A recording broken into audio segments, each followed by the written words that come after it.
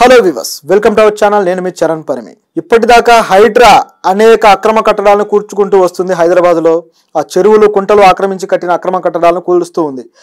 ఈ రోజు నాగార్జున గారి కట్టడాన్ని కూడా ఎన్ కన్వెన్షన్ కూడా కూల్చేసింది. ఇంతవరకు బాగానే ఉంది. ఇక నెక్స్ట్ ఎవరు అనేది ఒక క్వశ్చన్ వచ్చింది. హైడ్రా నెక్స్ట్ ఎటువైపు దృష్టి సారిస్తుంది అంటే లోటస్ పాండ్లో ఉన్న ఒక ప్రముఖ రాజకీయ నాయకుడు ఇంటి మీద హైడ్రా దృష్టి పడింది అనేది వార్త.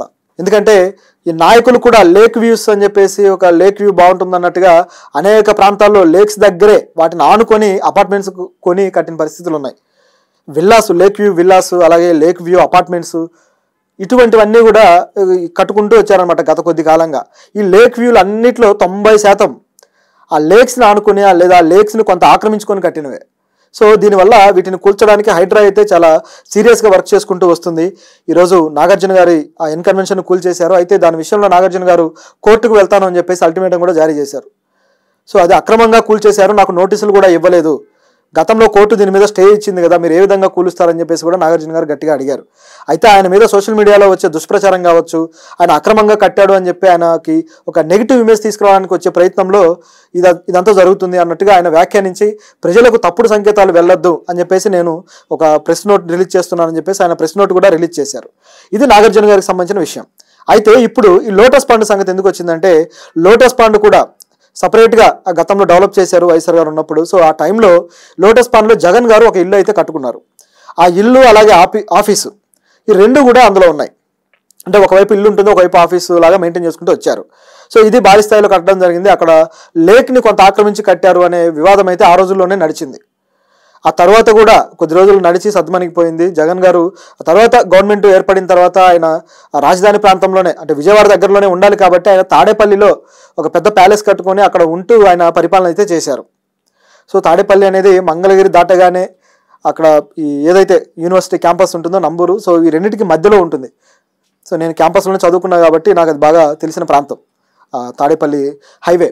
సో ఇది ఆ యూనివర్సిటీని దగ్గరలో ఉండే ఇదనమాట. సో ఆ ప్రాంతంలో బాగా జగన్ గారు తన ప్యాలెస్ని కట్టుకొని పార్టీ కార్యకలాపాలు నడిపించారు. అయితే ఇప్పుడు హైదరాబాద్కి ఆయన పెద్దగా వచ్చింది లేదు. అప్పుడప్పుడు ఆయన హైదరాబాద్ రావడం, ఇక్కడ ఉండడం పోవడం జరుగుతూ ఉంటుంది. ప్రెస్ మీట్లు కావచ్చు, ఇలాంటివన్నీ పెడుతూ ఉంటారు. తర్వాత ఈ మధ్య కాలంలో ఆయన బెంగళూరుకి ఎక్కువ వెళ్తూ వస్తున్నారు. బెంగళూరులో ఉన్న ప్యాలెస్లో ఆయన ఉండటము, అక్కడ నుంచి రాజకీయ కార్యకలాపాలు చేస్తుంటే ఆయన మీద విమర్శలు ఎక్కువైపోయాయి. ఎందుకు ఆయన ఊరికే బెంగళూరు వెళ్తాడు, బెంగళూరులో ఏముంది అని చెప్పి. అయితే దీని మీద ఆయన ఆరోగ్యం కోసం, ఆయన ట్రీట్మెంట్ కోసం వెళ్తున్నాడనే వాదనలు కూడా ఉన్నాయి. అయితే మాత్రం అక్కడికి వెళ్ళి రాజకీయం చేస్తే ఏపీ రాజకీయాన్ని ఏ విధంగా ఆయన చేయగలడు, ఇక్కడ ఉన్న కార్యకర్తలను ఎలా మోటివేట్ చేయగలడు, ఇక్కడ ఉన్న సమస్యల మీద ఎట్లా పోరాడగలడు అని చెప్పేసి చాలా రకాలుగా వచ్చాయి. సో మొత్తానికి జగన్ గారికి అక్కడికి వెళ్తే లాభం లేదు, మనకి జనాల నుంచే తిట్లు పడేటట్టున్నాయని ఇక్కడే ఆగిపోయారు. సో ఇక్కడ నుంచి ఆయన నడిపిస్తూ వస్తున్నారు. అయితే ఇప్పుడు ఈ లోటస్ పాండ్లో ఉన్న జగన్ ఇంటిని కూల్చడానికి అవకాశం ఉందా లేదా అని చూస్తే దాదాపు ఉన్నట్టుగానే కనిపిస్తుంది. ఎందుకంటే దీనికి సెక్యూరిటీ సిస్టమ్ కోసం ఎదురుగా ఒక షెడ్ అనేది ఏర్పాటు చేస్తే గతంలో అది అక్రమంగా ఏర్పాటు చేసిన షెడ్ అని చెప్పేసి ఆ ప్రాంతం ఏదైతే ల్యాండ్ ఉందో సో ఆ ల్యాండ్లో ఏర్పాటు చేశారని దాన్ని కూల్చేసింది అనమాట గవర్నమెంట్. ఒక పిటిషన్ వేస్తే ఇంత జరిగింది అంటే దీన్ని బట్టి చూస్తే దీని మీద కూడా యాక్షన్ అయితే తీసుకోవడానికి స్కోప్ ఉందనేది ఇక్కడ కనిపిస్తుంది. సో మరి ఎంత ఆక్రమించారు, ఎట్లా జరిగింది అనేది ఒకసారి మనం గమనించి చూద్దాం. అయితే జగన్ గారి మీద సిబిఐ దర్యాప్తు చేస్తున్నప్పుడు ఆయన సంబంధించిన ఆస్తుల వివరాల్లో ఇది కూడా బయటకు వచ్చిందనమాట. 2006-07 ప్రాంతంలో దాదాపు 6 ఇండివిజువల్ ఫ్లాట్లని వీళ్ళు కొనడం జరిగింది, దాదాపు 24 కోట్ల రూపాయలకి. దాంట్లో ఈయన ప్యాలెస్ నిర్మించుకున్నారనమాట. అది ఇక్కడ జరిగింది. అయితే ఇది 2007లో ఈ లోటస్ మహల్ నిర్మాణం స్టార్ట్ అయింది. 5807 చదరపు గజాల విస్తీర్ణంలో ఉందన్నమాట ఇది. అయితే ఇందులో కొంత భూభాగాన్ని వీళ్ళు ఆక్రమించుకున్నారు అని చెప్పేసి ఇప్పుడు ఆరోపణలు ఉన్నాయి. ఇందులో దాదాపు 30 గదులు, అలాగే 20 సర్వెంట్ గదులు, సో ఈ విధంగా అలాగే సెక్యూరిటీ వాళ్ళకి సంబంధించి సపరేట్గా ఇట్లా వేరువేరుగా అన్నీ ఉన్నాయన్నమాట, పార్కింగ్ ప్లేసులు ఇవన్నీ కూడా. సో భారీ స్థాయిలో ఈ నిర్మాణం అయితే జరిగింది. కాబట్టి ఇందులో కొంత ఆక్రమణకు గురైంది అనేది అప్పటి నుంచి కూడా అధికారులు చేస్తున్న ఆరోపణ.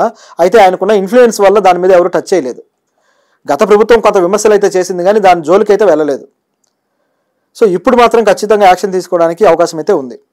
అయితే దీంట్లో ప్రభుత్వం మీద కూడా కొన్ని విమర్శలు వస్తున్నాయి. ఏంటంటే ఏదైతే హైడ్రా చేస్తుందో అన్నీ కూల్చడం ఇవన్నీ జరుగుతూ ఉన్నాయి కదా, దీంట్లో భాగంగా కాంగ్రెస్ పార్టీ నాయకులు కూడా కూల్చాలి కదా అని చెప్పేసి ప్రతిపక్షాల నుంచి, బీఆర్ఎస్ నుంచి ఆరోపణలు. ఎందుకంటే కాంగ్రెస్ నాయకులు కూడా చాలా లేఖలను ఆక్రమించుకున్నారు, వాళ్ళు ఆక్రమించుకొని కట్టిన ఆ కట్టడాలను వదిలేసి మిగతా వాళ్ళ మీద మీరు ఎలా పడతారు అని చెప్పేసి ఒక వివాదం అయితే జరుగుతూ వస్తుంది. సో దీనికి సంబంధించి రెవెన్యూ మంత్రి పొంగులేటి శ్రీనివాస్ గారు అయితే క్లారిటీ ఇచ్చే ప్రయత్నం చేశారు. హైడ్రా చేస్తున్న యాక్టివిటీకి సంబంధించి బఫర్ జోన్లో మాది కానీ ఉంటే, నా ఫామ్ హౌస్ కానీ ఏదైనా ఉంటే ఖచ్చితంగా కూల్చేయండి అని చెప్పేసి మీడియా ముందు డైరెక్ట్గా స్టేట్మెంట్ ఇచ్చాడు. సో ఆయన ఇచ్చిన క్లారిటీని బట్టి చూస్తే ఆయన లేదనుకోవాలి, లేదా ప్రభుత్వం నిష్పాక్షికంగా పనిచేస్తుందని కూడా అనుకోవచ్చు. అయితే ఇంతవరకు కాంగ్రెస్ నాయకులు అవి కూల్చిన దాఖలాలు అయితే కనపడటం లేదు.